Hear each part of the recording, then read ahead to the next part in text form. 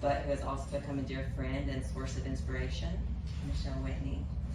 Michelle and I first met 2 years ago when I started working here with Wilkes Recovery Revolution. I started in admin, so I was down at the bottom there. But from the very beginning, her presence was one of grace, strength, and unwavering faith. Over time, especially through our shared efforts in launching Cameron Treatment Services with this startup team, which has been incredible. We've grown particularly close, working side by side on something that's so meaningful to both of us individually, but just the organization as a whole.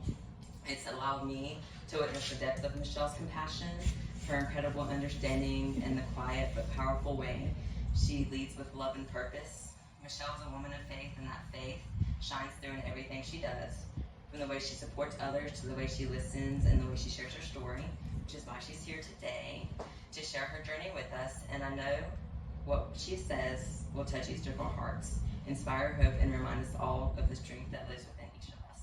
So everyone, help me introduce Michelle.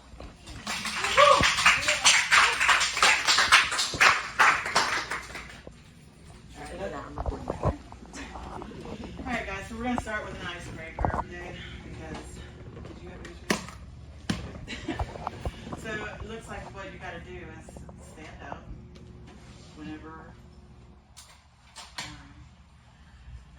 this says, right? So for the first one, on the screen, you will see a most likely to statement. If you think the statement fits you, stand up and be sure to let someone know if they need to be standing. Like the toilet paper thing, and I've had to make sure that I put all my toilet paper rolls on correctly now. So, just so you know. Cameron Ridge, they're going to be in the right way. Alright, so most likely to survive a zombie apocalypse. Alright. Yeah. Accidentally send a text to the wrong person. Oh, that's me, yeah. Riley, like, nope, not me. We triple check. Laugh at their own jokes. Oh, Yeah. Hit snooze 5 times and still be late.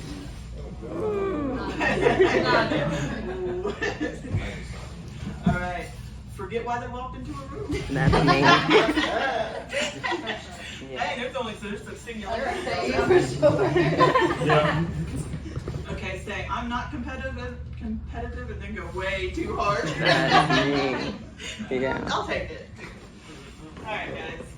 So, Lex asked me to come up with a quote, and this is one that I found in one of those office stores on a picture, but I'd already seen it, and it's, "I'm not what happened to me, I am what I choose to become."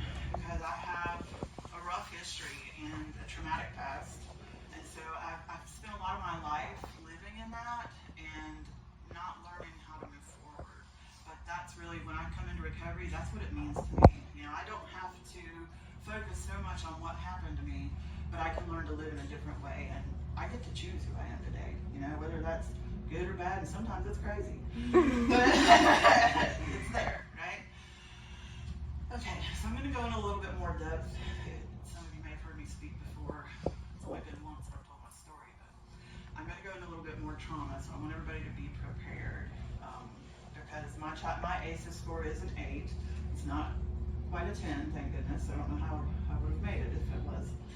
But one of my first traumas was my grandfather was molesting me when I was 3, and my mom, when she found out, she had also done the same thing to her, and he was a drunk, and he was passed out on the bed one night, and she put a pillow over his head and suffocated him and rolled him into the ashtray. And she got by with that. They didn't find out because she was able to do it in a way that looked like it was an accident.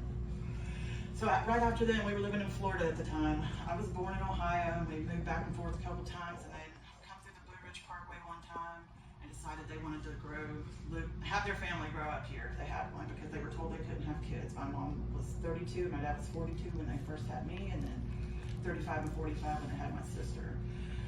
That was the basis of our family. My dad had other kids. He had a very traumatic past too, which probably contributed to a lot of my trauma. So I had 2 half sisters and a half brother. I got to meet the half brother brother and a half sister, and 2 of them have committed suicide. One I never even did get to meet. I don't even know where they are. So we moved here when I was about 5, and we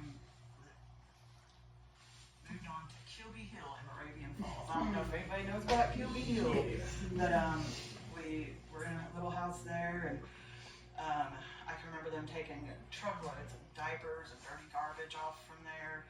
But what I remember most from that is I was taking one of those refrigerator dollies and scooping. We'd gotten this kit, and I was scooping the cat poop off the porch, which had a 12-foot drop.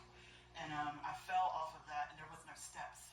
There was just an open porch with no steps. And I fell off that, and it jammed a refrigerator dolly into my chest and missed my lungs by about an inch. But I can remember my dad jerking it out. And that was a pretty traumatic feeling, but they said if it had been any closer, I probably wouldn't have made it. I can remember them taking my sister and throwing her out at my uncle's house and saying, "Keep her, she's in trouble." That's going to the hospital. But fortunately, that wasn't that major of an accident.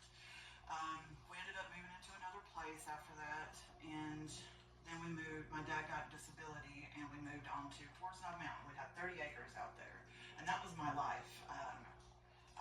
Me and my sister ran all over those logging trails and stuff, and I grew up with the woods as my support, and so we were not a church-going family, and I had no basis of religion in my home. And when I was a very avid reader, and when I read the Bible, it didn't make any sense to me, and I was so pissed off because I was like, why are they treating Jesus like this? Like, why would they mess him up so bad when he was all about love and the kindness? You know, I did not understand, and so I hated religion, right? And then as I grew up and I read more and read more, I became more scientific and felt like that was more what was real, right? So I never had that basis except for the earth, and because every time I fell, earth was there to catch me, you know, and so that's what a lot of my spirituality was based on at the time, all the way growing up. And then, so let's see, getting caught up in stuff. I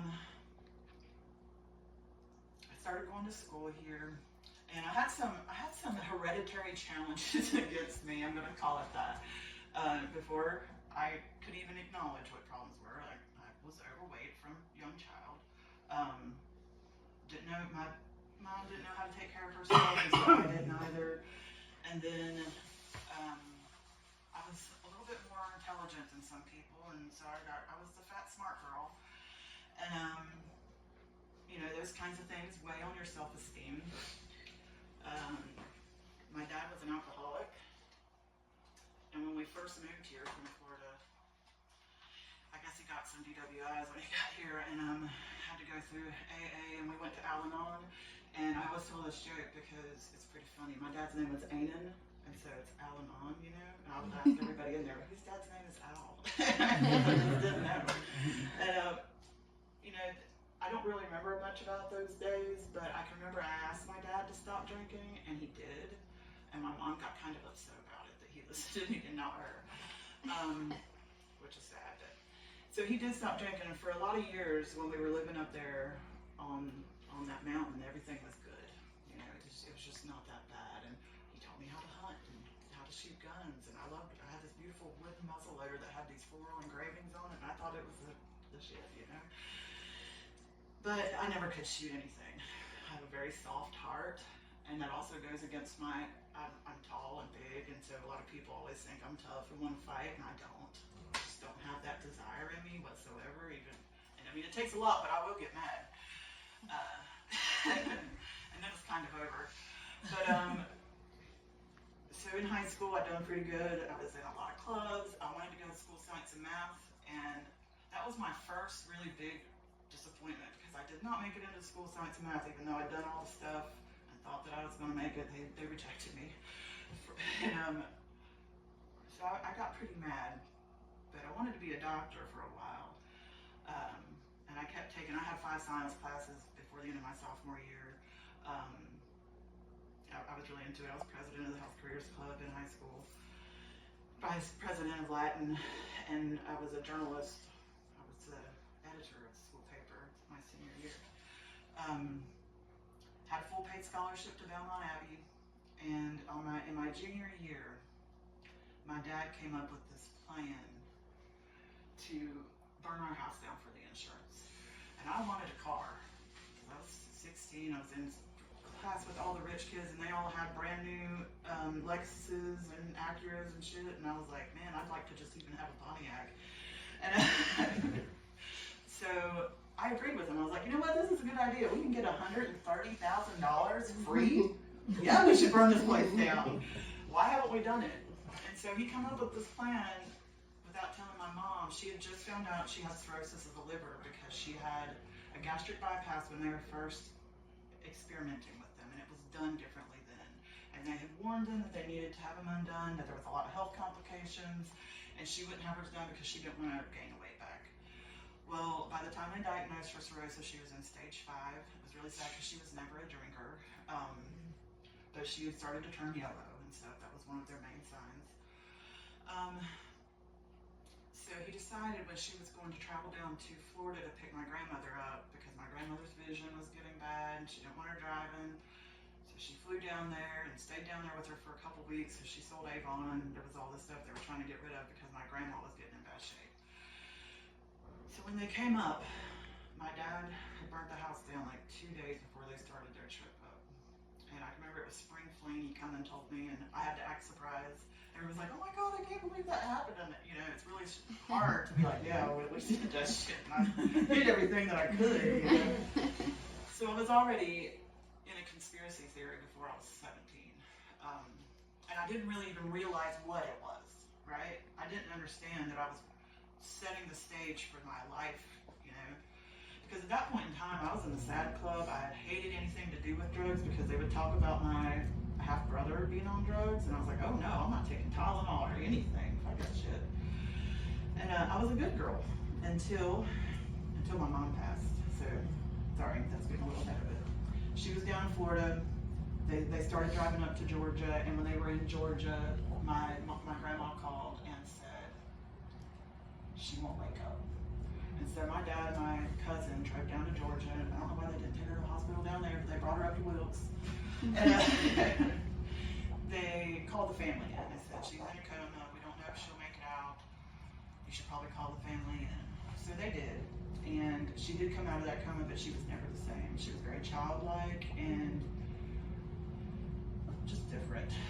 And I can remember when my dad told her about the house, like just the sobbing. And my sister thought it was my mom, but it was my dad. Sorry.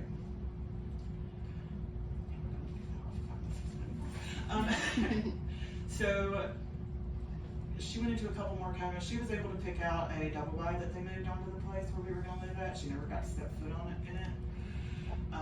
We lived in a camper for a while. And in that third coma she was in, she went down to Chapel Hill for some tests, and they were going to try to see what they could do and up her up on the liver transplant list. One day while we were there, me and my sister, she had to take her rings off, and she had a wedding ring and this blue sapphire ring. And me and my sister were arguing about who was going to get which one to hold on to while she was in the hospital. And the last thing she said to us was, would y'all get out of here? I love you, but I do not like you right now.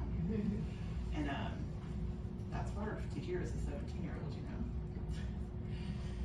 So it wasn't too long, it was that next day she went into the last coma, and she was in that for 28 days. We would go to Chapel Hill and try to see her. Me and my sister were still missing days of school and stuff, and when they called me and my dad in to decide we had to pull the plug, that was a really hard day, but I made the decision that me and my sister were going to continue to go to school because the principal had already given her like too many of the timeouts and stuff. Sorry, that's not the right word. Too many unexcused absences. And so I felt like it would be best if we were there, plus I didn't want to be there when she died. So we stayed at school, and I can remember thinking all throughout the day, is this it? Is this it? So it was later on in the afternoon, I guess, when she actually did. But we got through that day, and then we done the funeral. My aunts tried to beg us to come up there and live with them, My one aunt was pretty wealthy. It probably would have been a good idea, but I had crushes on them boomer boys, you know. And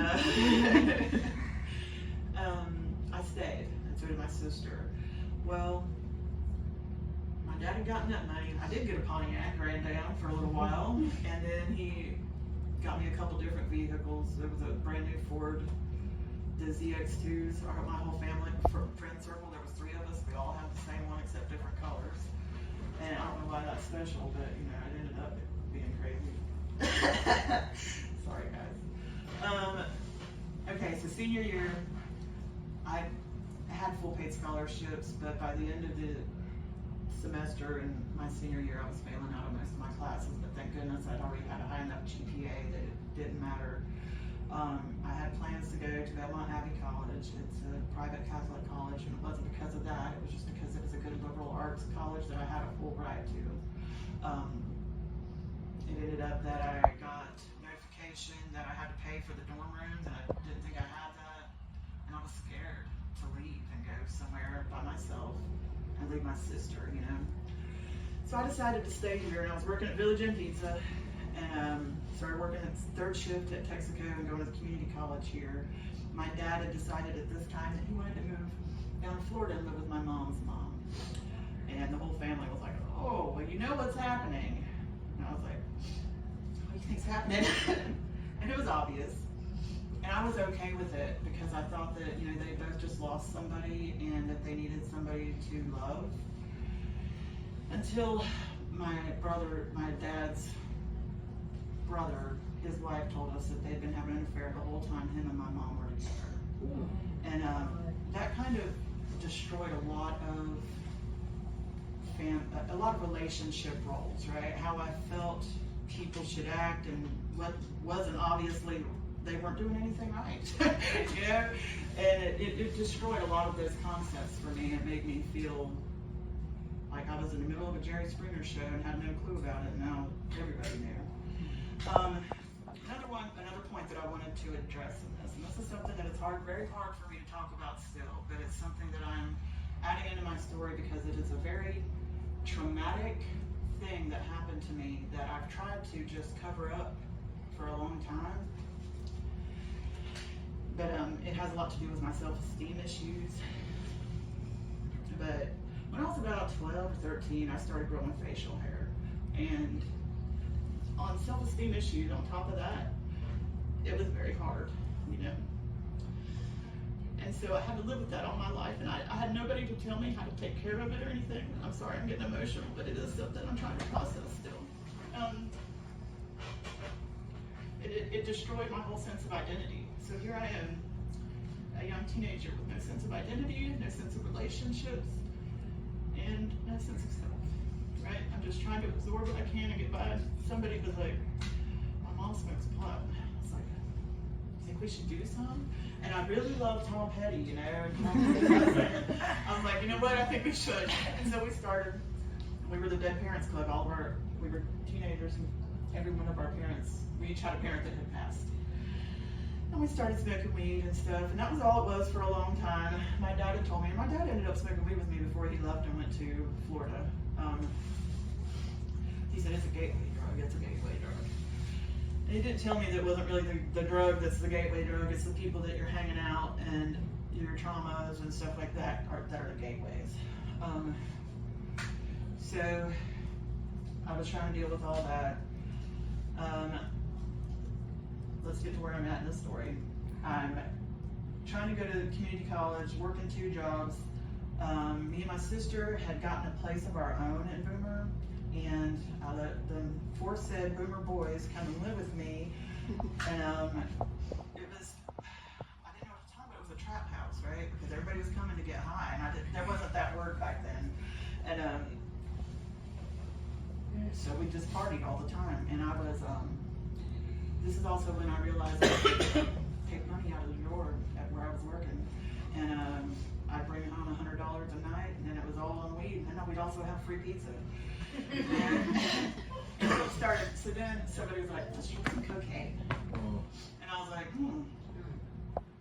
that's still natural, right? It's a plant. So that's what that justification was. And we started doing that, and it got a little crazy. But that's all I've done for a little while. And then I met my kid's dad. Me and my sister had lost our place, and we were actually living under a tarp with a mattress up on Mill Pond. Yeah. I'm trying to think of what it was called, Mill Pond with Junior. And, yeah. So we were living there for a while, was working at the pizza place. I lost the other job, wasn't going to college, because all that stuff kind of didn't matter anymore once I started doing all the drugs. And my sister went over to our cousin's house, and their neighbors were they painted housing authority apartments. And one of the guys that worked with them saw me sitting on the porch one day, and he's like, "You need to hook me up to her," because she had hooked up with this one of the other guys there. He was much older than her, and this guy was a little bit older than me. But we ended up doing that. I quit my job at Village Inn, and they come and pick me up one day, and it was a whole change of life for me, really, because I'd never been in a relationship. And I hadn't had a home where people demonstrated real relationships and stuff. And so we were in one of those for a while, and we were painting. And this guy really, I felt like he loved me, and he told me he couldn't have kids because he'd been with several other women who had kids and they couldn't with him. Well, it ended up, I remember the night it happened, because I walked out to the sink and I was like, oh my God, what have I done? I'm pregnant, because I could just tell. And I let it, I just didn't even get a test for a while because I was still in disbelief. I was like, no, there ain't no way I'm pregnant. I wasn't expecting to have kids, I just didn't, it wasn't part of that plan at the time. And I finally realized it was, and I took a test So on February 1st, we got a call from Florida, and my dad had passed away running around with my grandma. He had a heart attack in the house, and she didn't give him any of his nitroglycerin or anything. She just sat there and screamed while the neighbors called the cops. So I was a little, can y'all hear the resentment in my voice about that? Sorry, it's something I'm still working on. So we had to take a Greyhound bus down to Florida to get his ashes. And my grandma had gotten him a truck and a boat, and I ended up taking the truck and traded it in, so I had a vehicle for a little while. That's how we come back up. But so Dad passed February 14th. I took a pregnancy test, and I was pregnant. So that was interesting. I was still smoking pot, and in that pregnancy, I could not smoke pot without it making me super paranoid, so I stopped. But I immediately stopped once I had her. She was a beautiful 10-pound, 9-ounce baby girl. I had gestational diabetes, and they didn't tell me about it. But I lived, and she did too. It was just very hard to have a 10-pound, 9-ounce baby your first time. And that was the moment that my life really changed, because it gave me something to love outside of myself. And sorry about that, I don't know what to do. Okay. That little girl meant everything to me, and I didn't know how to raise her because I had never been around kids. So I held her all the time. I loved her, and I probably spoiled her a little too much, but I tried to do everything I could to make her feel loved, because I hadn't always felt that way before. Sorry, guys. We'll just look at this.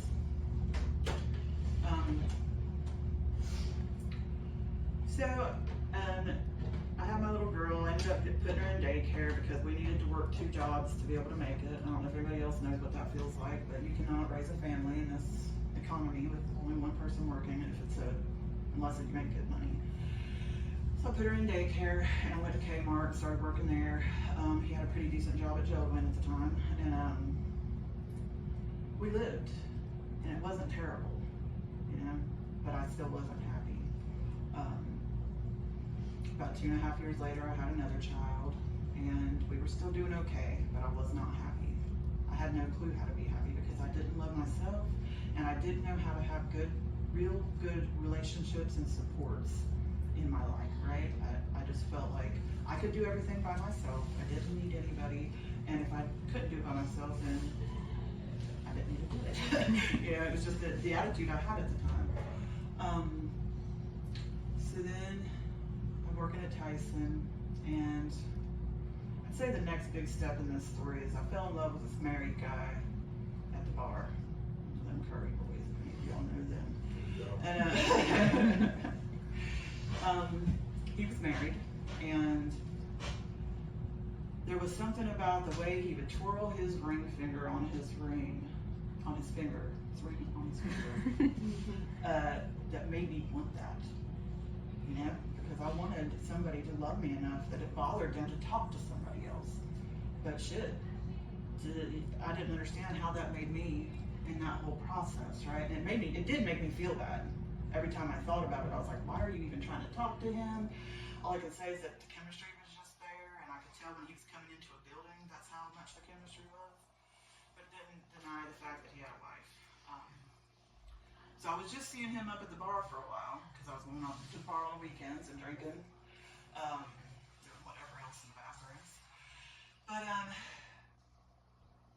during this time is when the opiate epidemic hit real hard in Wilkes County. So I had I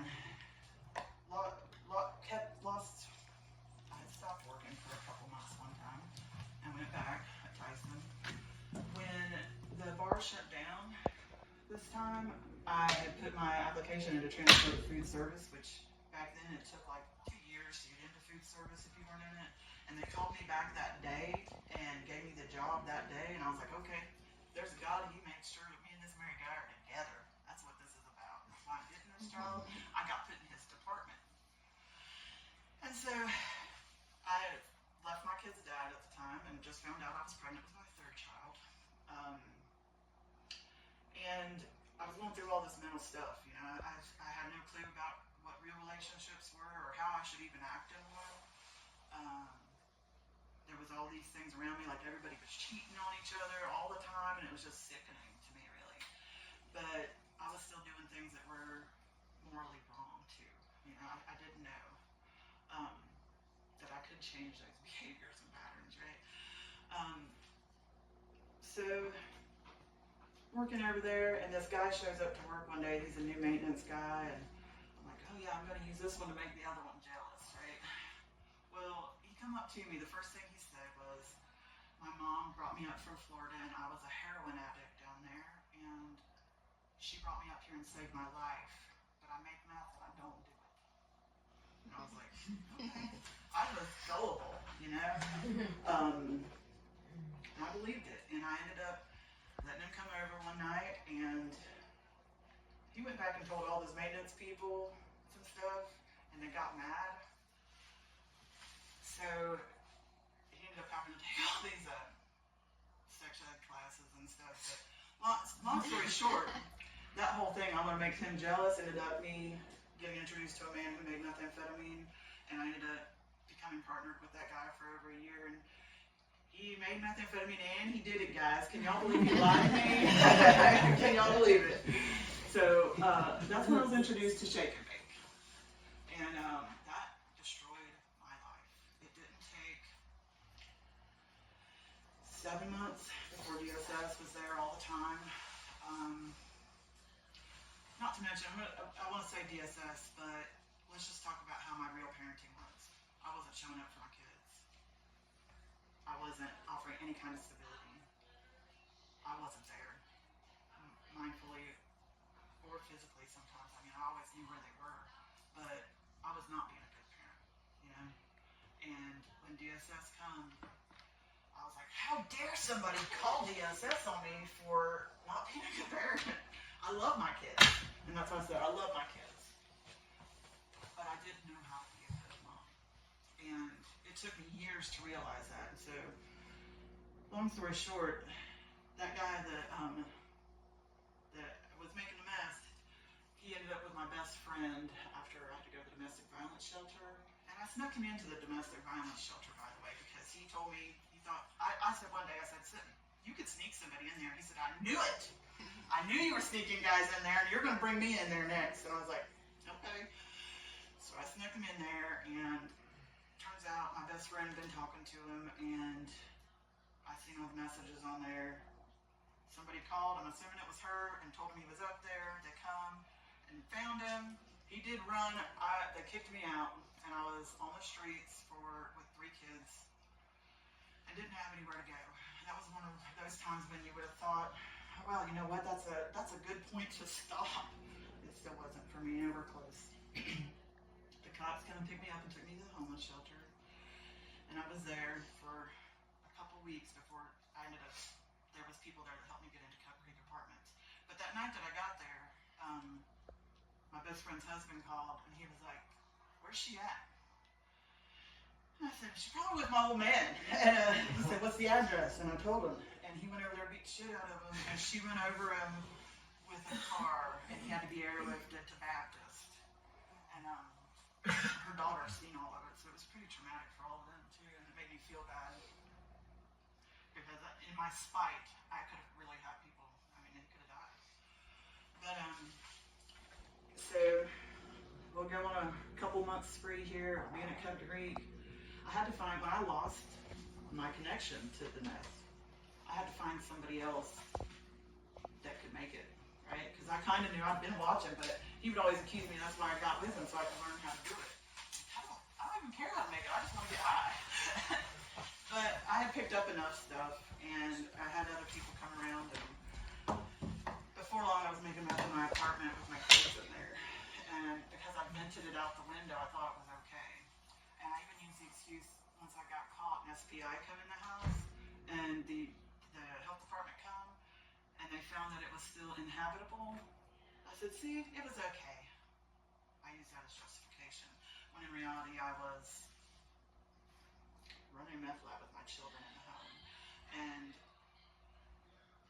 those are still things that it's hard for me to say, because it feels bad. It doesn't feel like I want to say that, but it is the truth. And, I've run into an incident lately where somebody I knew, one of their kids was actually coming into my apartment. And to think that I was messing up children's lives that I didn't even know really at the time, because I would just allow them into my house. And one of those days, somebody caught a bottle on fire, and there were kids in the house. And why I never thought then, okay, maybe I've had enough. Maybe this is getting ridiculous. I never thought that. I just kept thinking, how am I going to get high next time? So they ended up taking my kids right after that. I come in and they called DSS, and the guy took all the credit for everything, and I don't think they even charged anybody out of that. But I had to deal with DSS, and I tried to do all of the things that DSS has. I've done the parenting classes, I would take the drug screens, but I wouldn't pass every single one of them. I didn't have any support at the time. This was 12 years ago. They said go to NA and AA, but I had no ride to get there. They wanted me to go to IOP, and I started going to the one down in Denmark, and there were more people there high than there were in my house. And so that didn't work well for me, and it ended up leading to a relapse in the middle of my IOP. Fortunately, they let me go back, and I was able to complete it. But none of that mattered when it came to get my kids, because in reality, I was still in the new place that I got. I found another boyfriend, and we were making meth in the attic, and trying to get that house ready to bring my kids into. And so sometimes I know why it didn't happen, because it wouldn't have been good for my kids. I can look back at it now and say, okay, that was really great. That was God looking out for me when I couldn't, or didn't have the ability to understand my addiction. So DSS took my kids, and I struggled with that.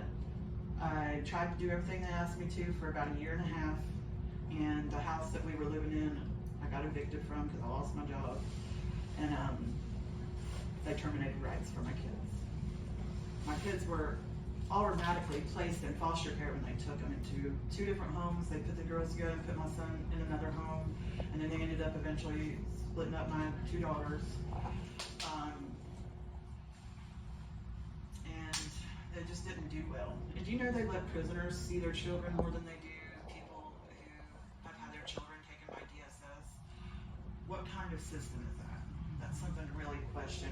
It's given me a lot of thought over the years, especially when you consider that addiction is a disease, and it's something that we are stigmatizing and destroying people's lives over.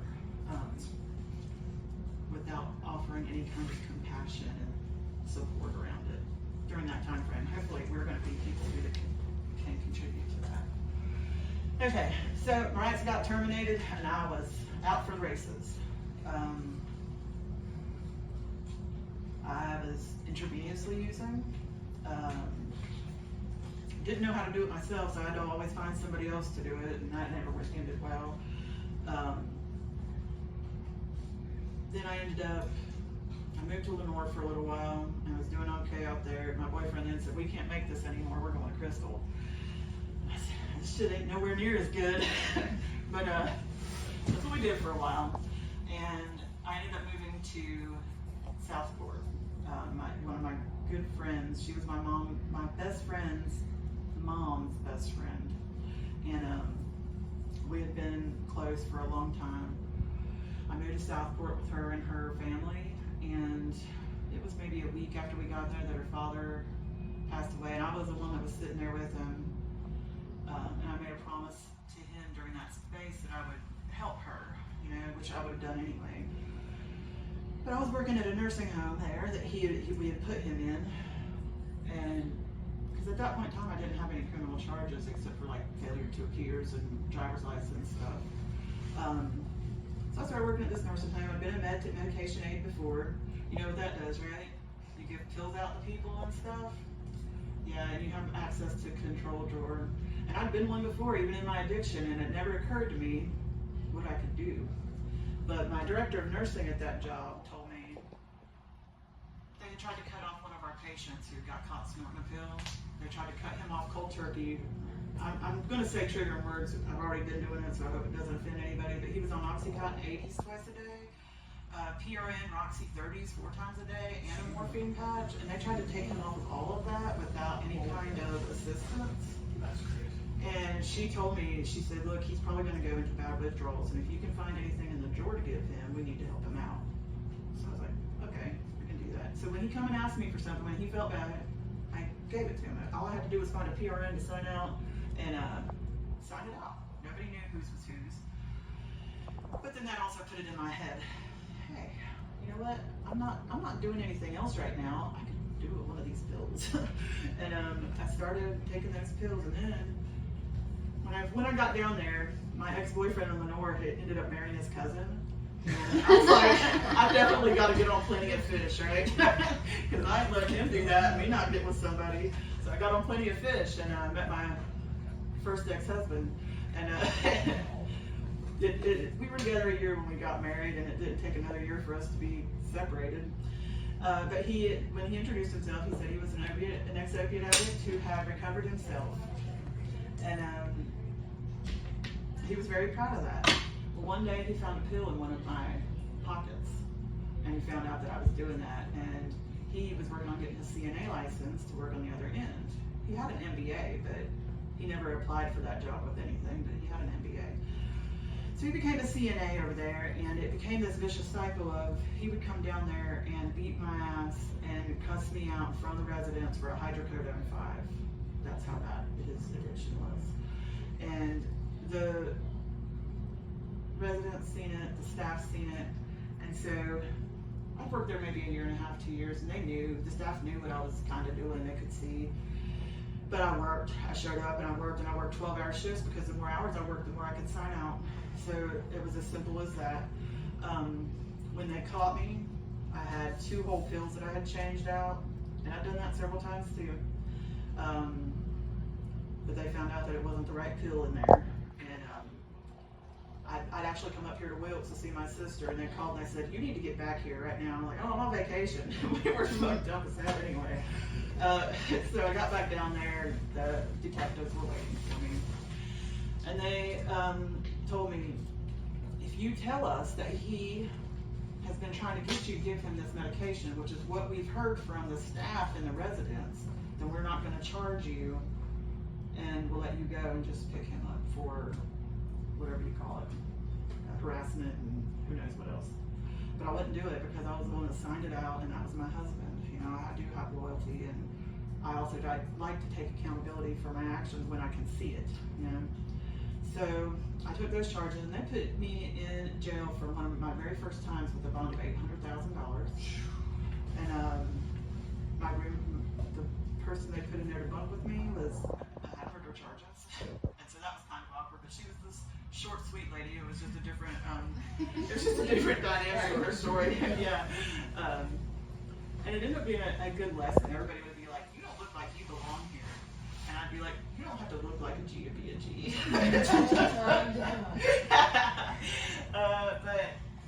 so I was in there. They finally decreased my bond after about 2 months, and my husband's family got me out. And then came the summer from hell. We were living in my car and at the beach in the summer, going around from different campsites. We were shaking a bottle in fucking storage buildings and passing out in food line parking lots, and the cops would come and be like, "Tell us who you bought this from." And I'd be like, I don't know who I bought it from because I paid it. Yeah, I wasn't gonna tell them. We're making it over across the street in the storage building. But that's how my life was going at the time, and it was just so mentally abusive with him that I couldn't even think straight or plan a day ahead. I was living from minute to minute, trying to get food, stealing as much as I could. I've not introduced that into the story, but I've been a shoplifter since I was very young because of the economy and the way I was raised, and because I like to get free stuff for nothing. And I have to work on that, right? But that's how I was surviving too. That's how I survived. I didn't have the money to pay for it. So I found stuff to buy and sell, or to sell, to get the stuff that I needed. It was around this time a hurricane came. Hurricane Katrina? No, that's down in Florida. This was in North Carolina, maybe Florence.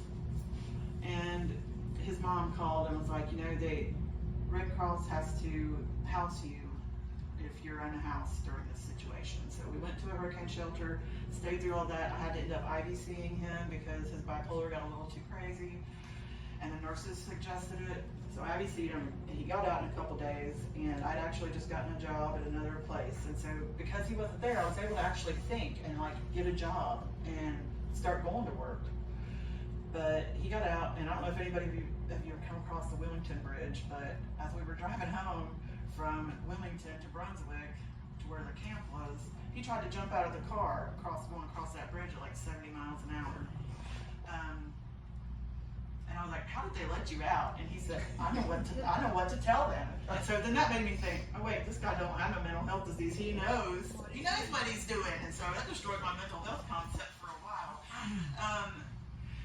A couple days after that, we were in the camp, and it was a little golf camp that they had moved us to. And he had been getting increasingly violent. He drank. It was his birthday. He got drunk that night. He come into the room and started raping me and said, "When I get done raping and killing you, I'm going to rape your 16-year-old daughter." And I started screaming like a motherfucker. And the cops come in and they arrested him. And I didn't see him again for a couple of years. But I plotted on that shit for a long time. And because ain't nobody going to tell me they're going to touch my daughter like that. So I ended up coming back to Wilkes after that, and because I got a job at Tyson again, I was like, oh yeah, it's gonna be good. It wasn't a month, I got a couple paychecks in, and started doing that same stuff again. And I had my probation switched up here because I ended up getting off. Okay, when I got charged, I got 3 felony larceny by an employee of a controlled substance, 2 felony trafficking opiates. Because those were my first charges, they dropped them down. And I ended up just doing that 2 months in jail, and then when they caught me again another time, I had to go back and do 45 days. And that's all the time I had to do on that. They dropped them down to like misdemeanor possessions and stuff like that. But I started going to Lenore, Happy Valley, and them people, I had no clue what I was getting into. I had no clue that there were gangs in this area, right? I didn't know. And I got right into the middle of some crazy stuff, and still didn't know. I'd be right up in it, and they'd be like, "Well, you didn't know this happened?" "No, I'm sitting here getting high. What do you mean that happened? We almost all died." And I lived for several months like that. They stole my car a couple times, and She's laughing because she knows him. Let's see. So they pulled us over one time after I'd gotten the car back. We were able to trade dope back for the car. And went to go back to the house, and they surrounded us. And he wanted me to plant it on this guy he'd already served 7 years in county, and the other guy in the car. And I really like this guy. He was an older gentleman who'd been accused of murdering somebody, but he was a good person. I wasn't going to accuse it to him. As I said, you know what, I'll take all of it because I know I'm getting charges. And I did. And that's when I had to go do my other 45 days in Brunswick County. When they said 21 days, what's it called? Probable cause. Yeah, and they let you out. They don't tell you that they're going to come back and get you on that probable cause, right? So I thought that was over, but anyway, I come back to Lenore and just was increasingly getting worse and hanging out with people that I shouldn't be hanging out with, stealing from Walmart. I would go across county and boost as much as I could, tens of thousands of dollars a day, because I thought I had to provide for the home I was at. And I did a pretty good job of it, but there were times I had a 1% failure rate where they would catch me, you know. But so I would be in jail for a couple of days, sometimes 90 days, misdemeanor larcenies until it became a felony larceny. And I was like, damn, I should have thrown that last extra purse on there. Sorry, these are silly things that I thought in my addiction, right? Thank God, one of my friends during this time said, you know what, there's a couple people in Wilkes starting a transitional living, and I think you should go there. And I was like, why don't you go there? And that's really my first impression. Why do you think I need to go there, right? This is my house that we're in right now, and all my stuff, so why do I need to go there when you ain't got shit? And I probably should have went then. Sorry, I'm at my time. Okay.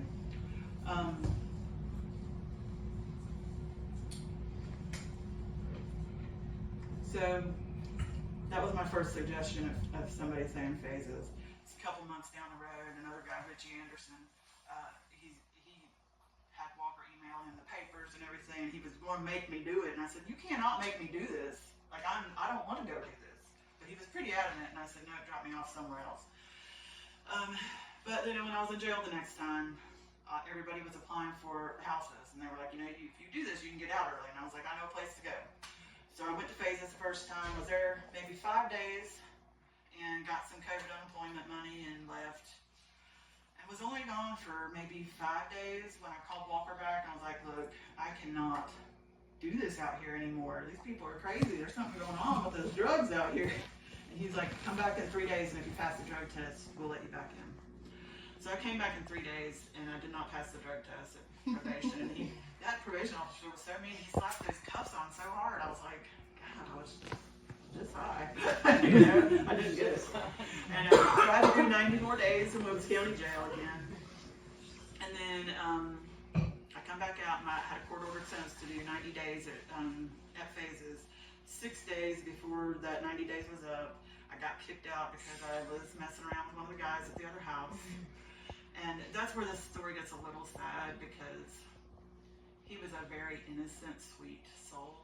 And when they kicked him out too, he had probably about 6 months at the time, and I had 5 months close to it. My sponsor let me go there with her. He had to go to a hotel, and they probably would have let him back in a couple days, but he got a call from his family up in Asheville, and his sister had overdosed up there. And Tammy, I can remember my sponsor let me spend the night with him at the hotel, and he said, I want to get so fucked up I never wake up again. And I didn't understand it for what it was at the time. It was a call for help and an admission that some of the other stuff, it was like an admission that he was going to commit suicide. And I'm not saying that's what he done, but 2 days after his sister overdosed and died, Tammy took him up there, and he overdosed and died 2 days after she did. And Tammy had to call me, and by that time I was already relapsing at another place before I even knew about it, but that made it worse. And you know, I ran around for a couple more months after that. I was running on my absconded on my probation and all of that good stuff. I was at a house, and I remember the ex-husband. Well, I called him because he had just gotten out of prison I thought it was a good idea. But he had money and a car and some food stamp money, and so we gave the food stamp number out to all the clothes on Walmart. You know, you can just do those apps or those orders online, and then took all the cash, and I had some people steal the car one night because he was just saying some crazy stuff, and when I told you I plotted on that, he could have gotten killed that night. And that was one of the reasons why I decided that I needed to turn, I couldn't actually turn myself in physically, but I hid under the dirty clothes at that house. And knowing that they would find me, I'm pretty obvious not to find. So they arrested me, and that became the night of my freedom.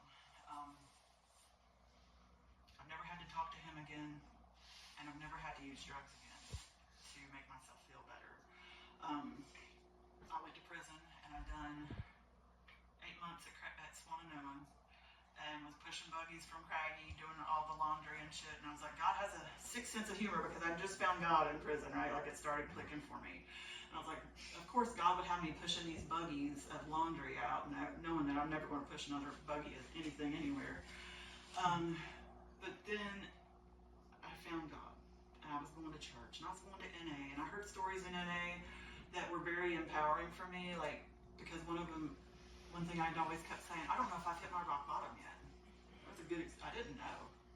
It's not like I hadn't lost my kids and my whole life. But this girl said, I knew I had to come to the realization that I couldn't hit rock bottom, that I would always find a way to dig myself deeper. And I clicked with that. And she said it wasn't me finding my rock bottom, it was me climbing back up, and that was my story. And so I used that. And I tried to do as many things as I could in jail and prison. When I was going to go to Wellington, because one of my children are down there, and try to do recovery down there, but I kept thinking, man, I'm gonna try phases again. And my social worker there, he called Walker that day, and Walker said, heck yeah, we'll hold her a place open when she gets out. And I was like, yes. And when I walked down that day, the day was overcast, but when I walked out, the sun started shining real bright, and I was like, you know what, God, thank you. That was a sign for me, and I know that that's my path. I probably spent a little bit too much time in the past, but I'm going to tell you guys about what I've done in my recovery. What I have to say the most is that I could not have done it without the people that I've met in my recovery and all the recovery supports. You know, if it wasn't for phases, I would not be where I am today. If it wasn't for Walker and Brandon and Devin and all of you lovely people, you know, you have all contributed, because being part of a recovery support system is what makes me feel like it's possible, right? My daughter started talking to me while I was still using. I went to her house, actually, and she had her first child. I've been able to develop those relationships more than what I had. Not what I want, but I have to understand they may never be what I want. But they're acceptable for me today, and they're loving, good relationships, and they can be improved all the time. So that's what I found out about relationships. They can be improved upon, and if I put expectations on it, it's going to fuck me up and them up. So I'm learning, and that's what I get to do today. I get to continuously learn and show up. That's what everybody's taught me. Show up. You might not always be able to show out, but if you show up, that's going to mean something, right?